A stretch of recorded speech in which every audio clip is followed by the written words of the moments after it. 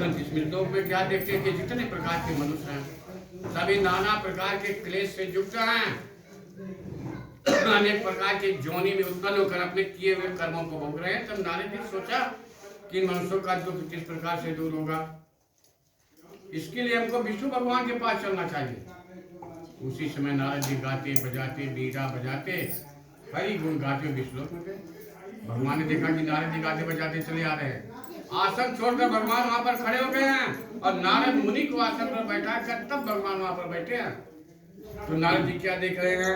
भगवान का शुक्ल वर्ण है, उनकी 4 भुजाएं हैं, चारों भुजाओं में शंख तत् नारायण देवम शुक्ल वर्णम चतुर्भुजम शंख चक्र पद्माला सा विभूषिता।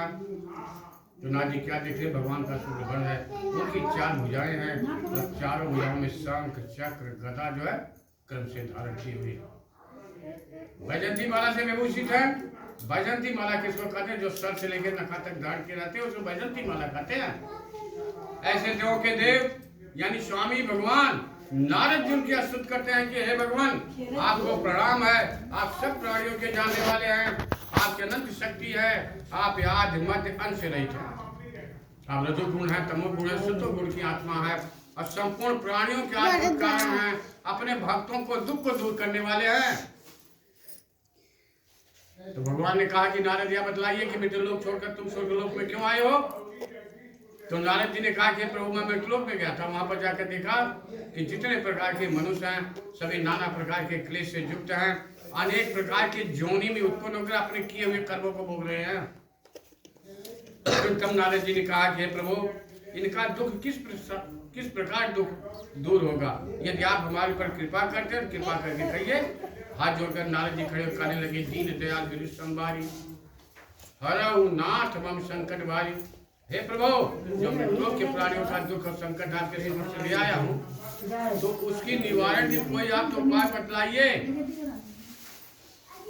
भगवान ने कहा कि नारद आपने बहुत अच्छा प्रश्न किया है, जिससे संसार का कल्याण हो, जीव मोक्ष को प्राप्त हो जाए। अतः यह शरीर परोपकार में लगाना चाहिए, में लगाना चाहिए। पिबन्ति नद्या समेव नाभ्या स्वयं न खादान्ति फलानि भिक्षा नादान्त तत्परा है परोपकाराय संत विभूत्या। भगवान ने कहा नारद आपसे छोटा सा उपाय कहते हैं, आप एकाग्र चित्त होकर सुनिए। एक ऐसा उत्तम व्रत है, महापुण्य को देने वाला, पृथ्वी में दुर्लभ है, केवल तुम्हारे श्रेष्ठ समय विष्णु प्रकाशित करता हूँ। वह कौन सा व्रत है? भगवान विष्णु का, भगवान सत्यनारायण का। जो भी प्राणी विधि पूर्वक करेंगे शीघ्र ही सुख भोग कर मोक्ष को प्राप्त हो जाएंगे। भगवान के लिए उत्तम पदार्थ का नैवेद्य बनावे। साधु दृष्टवा त्वं व्रत लोकान एक तित्वा व्रतस महापुरम स्वर्गे। नारद जी ने कहा कि प्रभु व्रत तो आपने बतला दिया, इस व्रत का क्या फल है, क्या विधान है, कब करना चाहिए, किम फलम किम विधानम चाहिए।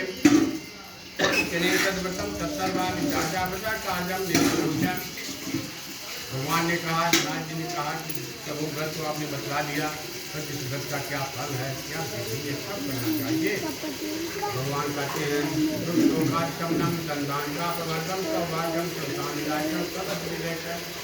भगवान ने कहा यह व्रत दुख और सुख को नाश करने वाला है, धन धान को बढ़ाने वाला है, सौभाग्य और संतान को देने वाला है।